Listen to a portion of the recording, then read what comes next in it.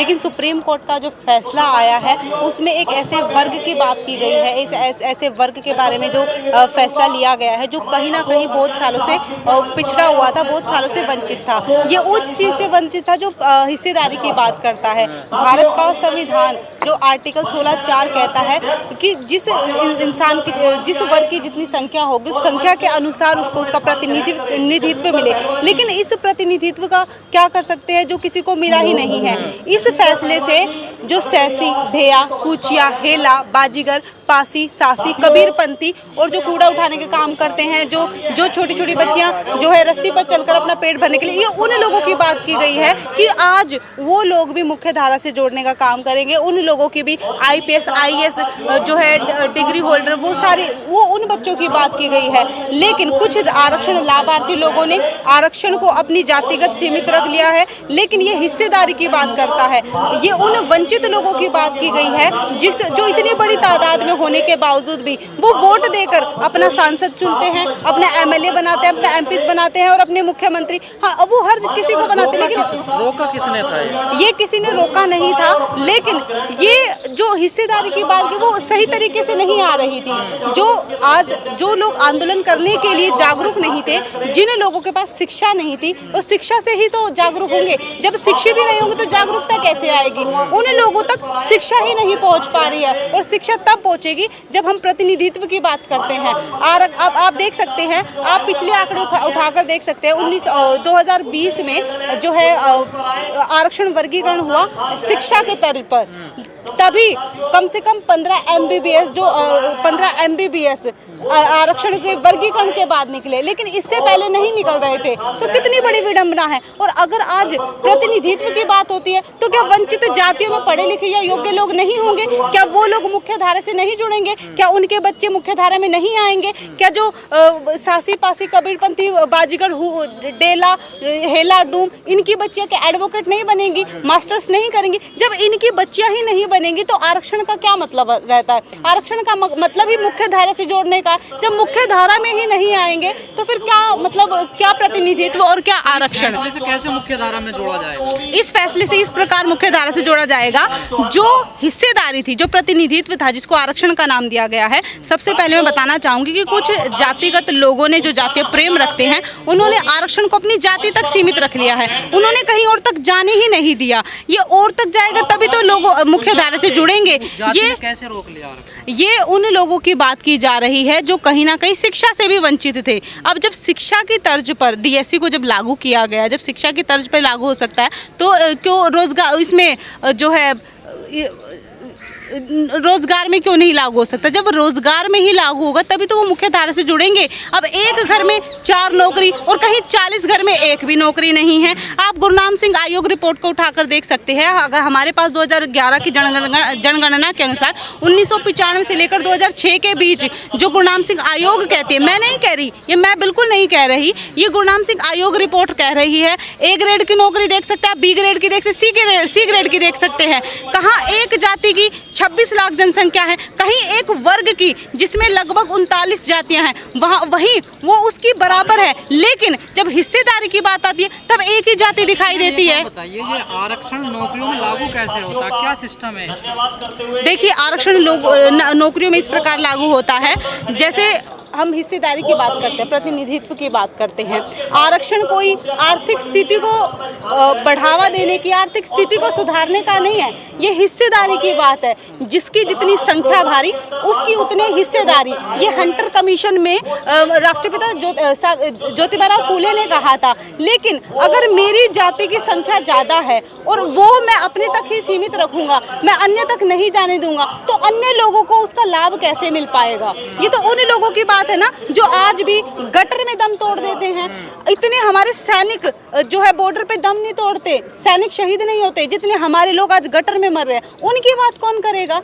भारत को कहते हैं कि लोकतांत्रिक देश है, लेकिन मैं कहूँगी कि भारत तो एक जातीय प्रधान देश है। यहाँ पर जाति के आधार पर उत्पीड़न होता है। लेकिन आज हम क्या देख पा रहे हैं, जैसे हम देख पा रहे हैं ब्राह्मण, वैश्य, क्षत्रिय, शूद्र, यहाँ तो शूद्र में भी अति शूद्र है, दलित में भी महादलित है, और जो दलित है वो महादलित के ऊपर शोषण कर रहा है।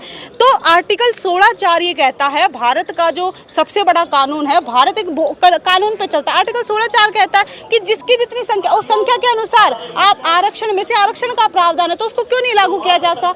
क्यों नहीं लागू कर सकते? ये संवैधानिक मांग है, जिसको संविधान के दायरे में हम जो है मांग कर रहे हैं। जब आरक्षण लेने जाएंगे तो पहले क्वालिफिकेशन चाहिए, तो पहले क्वालिफिकेशन की मांग करिए आप। देखिए, सबसे बड़ी बात है, आपकी बहुत अच्छा सवाल पूछा आपने। ये उन लोगों की सोच बनी हुई है कि ये लोग क्वालिफाइड नहीं है, ये लोग क्वालिफाइड नहीं है, इनके पास शिक्षा नहीं है। लेकिन मैं आपसे एक चीज पूछना चाहूंगी। मैं उपासना भाद्रुगढ़ आपके चैनल के माध्यम से बताना चाहती हूँ कि मैं ग्रेजुएट बीलिप एमलिप साइंस और हाल ही में LLB। क्या मैं शिक्षित नहीं हूँ? लेकिन मेरे पास रोजगार नहीं, मेरे पास जो है नौकरी नहीं। अगर आरक्षण की ही बात की जा रही है, लेकिन आरक्षण का मतलब ये नहीं कि हम आर्थिक स्थिति को सुधारें। एक सेकंड, नहीं, मैं आपके सवाल का जवाब दे रही हूँ। आपने जो सवाल किया ना, उसका सटीक जवाब दूंगी, आप उससे सेटिस्फाइड हो जब दूसरा सवाल पूछना। आपने कहा कि आपके पास डिग्री होनी चाहिए, पढ़ाई। अरे पढ़ाई मेरे पास है, नौकरी नहीं है मेरे पास, क्या मैं योग्य नहीं हूँ? जब तक नेपोलियन बोनापार्ट कहते हैं कि अगर आपके पास योग्यता होगी लेकिन अवसर नहीं होगा, तो आपकी योग्यता क्या करेगी? अरे ये आरक्षण में प्रतिनिधित्व की जो बात की जा रही है, आरक्षण वर्गीकरण की बात की जा रही है, ये अवसर की बात की जा रही है। आप अवसर निर्माण कीजिए, योग्यता हम अपने आप लेके आएंगे। कौन कहता है कि हमारे लोगों के पास एजुकेशन नहीं है?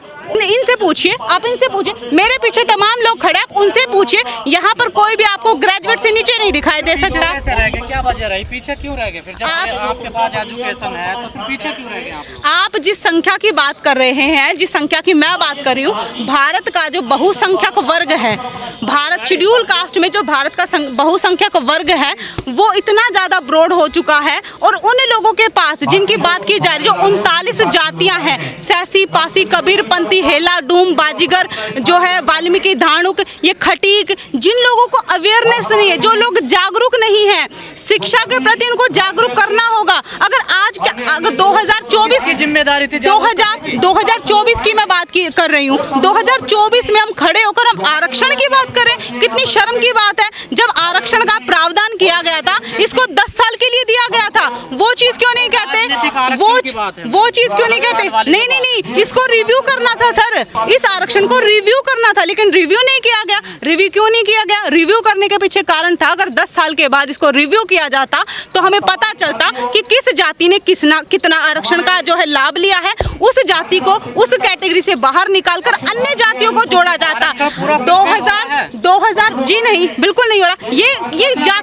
ये जाति तक सीमित हो रहा है सर, जाति को मिल रहा है, पर्टिकुलर कास्ट को मिल रहा है, जो पर्टिकुलर कास्ट को मिल रहा है, जो वंचित जाति है उनको आरक्षण नहीं मिल रहा। उसी जाति के आप कह रहे हैं कि कैसे इसको लागू कर सकते, किसने खा लिया, क्यों खा लिया? मैं बताती हूँ कि कैसे खाया। जिन जातियों को 2024 में जिन जातियों के लोग आज भी पढ़े लिखे नहीं हैं, जो आज लोग जागरूक नहीं हैं, वो लोग आरक्षण का लाभ कैसे उठा सकते हैं? मैं ये नहीं कह रही कि ये 2-4 जातियों की बात है, या मैं ये भी नहीं कह रही कि वाल्मीकि जाति को तो धानु का नहीं। आप नीचे से शुरू करो, ये नीचे से शुरू किया जाना चाहिए, ना कि ऊपर से। जब ये नीचे से शुरू होगा तभी आरक्षण का सही प्रावधान मिलेगा। कुछ लोग कह रहे हैं कि एक बांटने की साजिश है, ये कोर्ट की और सरकारों की, हमें बांट दिया है आपस में। कौन कह रहा है सर? आप ही के लोग, एससी समाज, बाय नेम एससी समाज के लोग आप देख नहीं रहे, तमाम प्रोफेसर, तमाम वकील, कोई ऐसा नहीं कह रहा। पहली बात जो मायावती कह रही है, चंद्रशेखर कह रहे हैं, चिराग पासवान कह रहे हैं, देखिए जो ये बात कह रहे हैं, आप जिनके नाम ले रहे हैं, सारे राजनीतिक लोग हैं। राजनीतिक लोग अपनी राजनीतिक चमकाने के लिए कुछ भी कह सकते हैं, ये तो बहुत बड़ा स्टंट है। अब बीएसपी की आप बात करें, उनकी एक सीट तो निकलती नहीं है, कुछ तो स्टंट खेलना पड़ेगा ना। ये जो जितनी तमाम भीड़ आप मेरे पीछे देख रहे हैं, कहीं ना कहीं बीएसपी वोटर है। ये क्यों हताश खड़े हैं, क्यों निराश खड़े हैं, क्यों उनके अगेंस्ट खड़े हैं? नगीना में जो है चंद्रशेखर आजाद को सांसद बनाया गया, संसद में भेजा गया, इन लोगों की बदौलत भेजा। देखिए ये बता रहे हैं 11 लाख रुपए से। चंद्रशेखर वाल्मीकि समाज का कर्जदार है। ये लोग कोई IPS IAS A ग्रेड नौकरी वाले नहीं है, दिहाड़ी मजदूरी वाले लोगों ने अपनी दिन की 300 रुपए की दिहाड़ी, इन लोगों ने अपनी 300 रुपए की दिहाड़ी में से अपने पैसे बचाकर उस व्यक्ति को 11 लाख रुपए का चंदा दिया है, उनको अपनी आवाज उठाने के लिए, चुप्पी साधने के लिए नहीं। आज वो जातिगत नेता बन के बैठे हैं। इन लोगों ने जातिगत पार्टी बना ली, जातिगत नेता चुन लिए, जातिगत संगठन। हम कहाँ जाएंगे? हम कहाँ जाएंगे? ये जितने भी लोग सोशल एक्टिविस्ट लोग हैं, ये जितने भी लोग सोशल एक्टिविस्ट लोग हैं, एक सेकंड, यहाँ पर वंचित नहीं, मैं पहले एक सवाल का जवाब दूंगी। आप मेरे 70 साल हो गए देश को आजाद हुए, कहाँ थे आप लोग तब से? अपनी पढ़ाई में आगे आ रहे हैं। इस बात पर शर्म आनी चाहिए जो लोग ये कह रहे हैं कि 75 साल हो गए हम लोगों को आजाद हुए, 75 साल हो गए। आप लोगों को शर्म आनी चाहिए। आप आज भी आरक्षण की बात कर रहे हैं, आप उन लोगों की बात क्यों नहीं करते जो लोग ये कह रहे हैं, 75 साल बाद भी आप लोग। अरे मैंने आपको एक इतना बड़ा उदाहरण दिया, है नेपोलियन बोनापार्ट क्या कहते थे? वो ये कहते थे अगर आपके पास योग्यता होगी तो अवसर निर्माण, ये तो अवसर की बात की जा रही है। क्यों आप लोगों को क्यों दिक्कत हो रही है? अकॉर्डिंग टू यू आपको लगता है नहीं सर, क्वालिफिकेशन आएंगे तभी तो